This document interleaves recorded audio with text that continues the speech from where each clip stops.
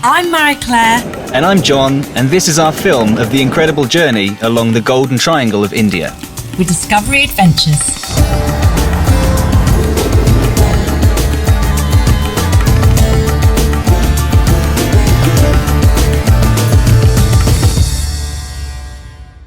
Marie-Clare and I were given the task of discovering the spirit of India during our 2-week trip, beginning in Delhi with the Jama Masjid, an ancient fortified mosque.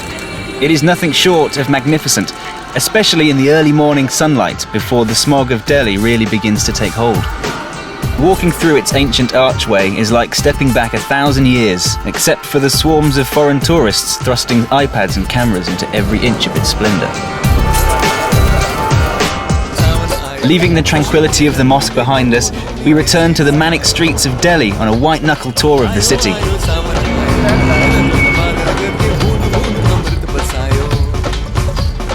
We're already feeling quite immersed in this rich culture, and our senses heightened. No visit to Delhi would be complete without paying our respects to the father of India, Mahatma Gandhi, at the eternal flame of the Raj Ghat.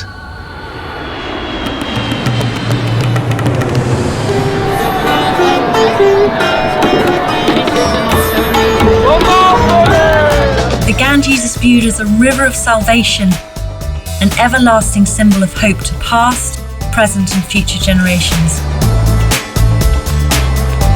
This truly magical but sometimes overwhelming city is where the most intimate rituals of life and death take place.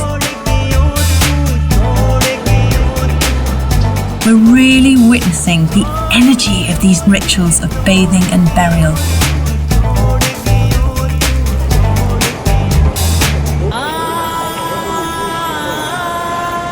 I returned to the river the morning after the festival to find revelers still celebrating, praying, dancing and shaving as they prepared to welcome the morning sun on the banks of the Ganges. The air was still thick with the smell of smoke and incense, with the relative peacefulness broken with the sound of fireworks until there was a roar of praise as the sun emerged from the morning mist. We left Varanasi, crossing the border into Madhya Pradesh region en route to Khajuraho. Khajuraho is known for its elaborate Hindu and Jain temples and is most famous for its erotic carvings, depicting some rather eye-opening scenes from the Kama Sutra.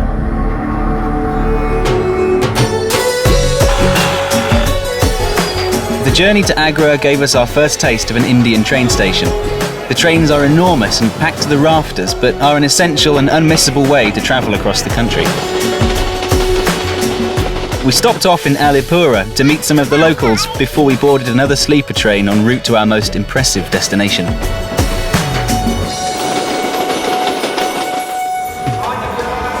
This is an incredible sight. The Taj Mahal seems to have a life of its own. Truly amazing, and is justly placed as one of the 7 wonders of the world. Although it is one of the most photographed buildings in the world and instantly recognisable, actually seeing it is really awe-inspiring.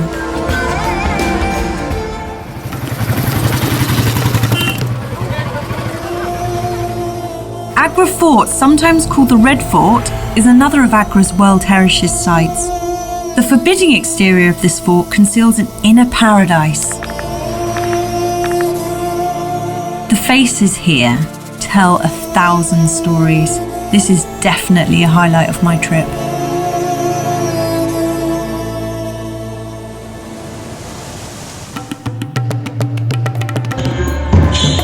It's late afternoon and we're off to Ranthambore. This journey is all about people watching. As we leave the madness of the city behind, we begin to experience the gentleness of the countryside. The intimacy of every train journey means that it's very easy to make new friends over a tasty train snack and a cup of chai.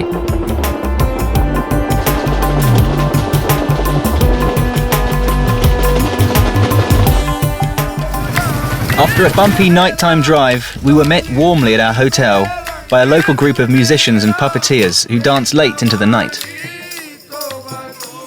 The next day we were out early in Ranthambore National Park in search of the elusive Indian tigers. We were assured that only yesterday they were spotted on this very path. We waited, and waited, and waited, until our patience was eventually rewarded by the sight of a tiger dressed as a stag. There is, of course, much more to the park than just the tigers, including the incredible Ganesh temple on top of Ranthambore Fort. As the god of good fortune and prosperity, it is traditional for couples to send their first wedding invitation to Lord Ganesh, which is then actually delivered to this very temple. Sadly though, he's never been able to RSVP. We headed back to the hustle and bustle of city life in Jaipur and took a ride through the traffic in a tuk-tuk. The city offers everything from fresh street food to colourful textiles, handmade jewellery and a vibrant mix of ancient Indian cultures and modern, more westernised luxuries.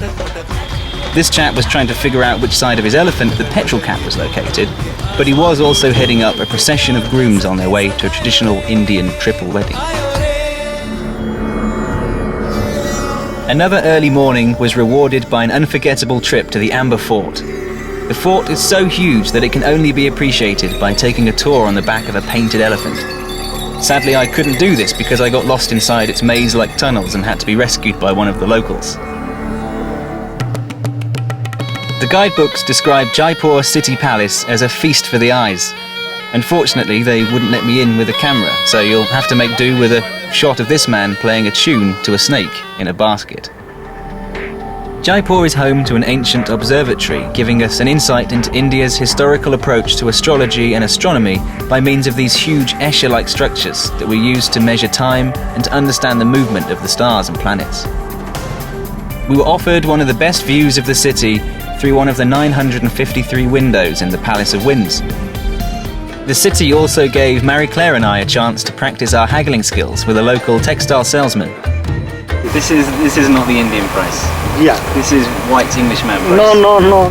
He was also more than happy to teach Marie-Clare the traditional art of wrapping a sari. This morning we've driven to the village of Jijawa. The small town is a hidden gem in the country. For me, the real beauty of Jijawa was the absence of tourism.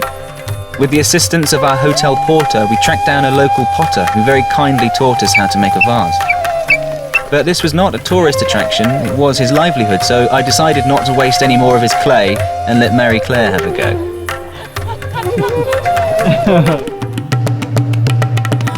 The country around Jijawa boasts very interesting landscapes, with the picturesque Ara Valley Hills in the east.